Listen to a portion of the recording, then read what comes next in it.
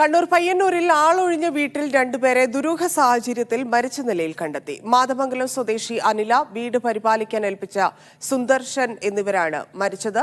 അനിലയെ കൊലപ്പെടുത്തിയ ശേഷം സുദർശൻ ആത്മഹത്യ ചെയ്തതെന്നാണ് വിവരം. സുനിൽ ഐസക് ചേരുന്നു. സുനിൽ, എന്താണ് സംഭവിച്ചത്? വിവരം. ദിവ്യ, ഇന്ന് രാവിലെയോടെയാണ് അയൽവാസികൾ അനിലയെ മരിച്ച നിലയിൽ കണ്ടെത്തുന്നത്. മാതമംഗലം കൊയ്പ്രയിലെ വീടിന്റെ അടുക്കള വശത്താണ് അനിലയെ മരിച്ച നിലയിൽ കണ്ടെത്തുന്നത്. അനിലയെ കാണാനില്ലെന്ന് കാണിച്ച് അനിലയുടെ ഭർത്താവ് കഴിഞ്ഞ ദിവസം പെരിങ്ങോം സ്റ്റേഷനിൽ പരാതി നൽകിയിരുന്നു. ഇതിന് പിന്നാലെയാണ് ഇവരുടെ ഈ കൊയ്പ്രയിലുള്ള മറ്റൊരു വീട്ടിൽ ഇത്തരത്തിൽ മരിച്ച നിലയിൽ ഇന്ന് പുലർച്ചെ കണ്ടെത്തുന്നത്.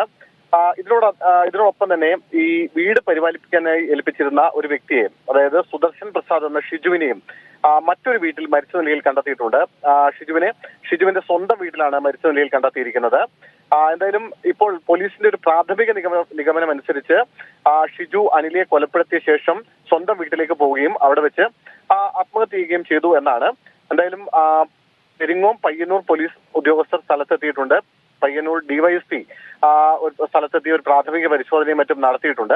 ഞാൻ മുമ്പ് സൂചിപ്പിച്ച പോലെ ഒരു പ്രാഥമികമായ ഒരു പോലീസിന്റെ നിഗമനം അനിലയെ കൊലപ്പെടുത്തിയ ശേഷം ഷിജു ആത്മഹത്യ ചെയ്തു എന്നാണ്. എന്തായാലും ഇതിൽ ഈ അസ്വാഭാവിക മരണത്തിന് പോലീസ് കേസെടുത്ത് അന്വേഷണം ആരംഭിച്ചിട്ടുണ്ട്.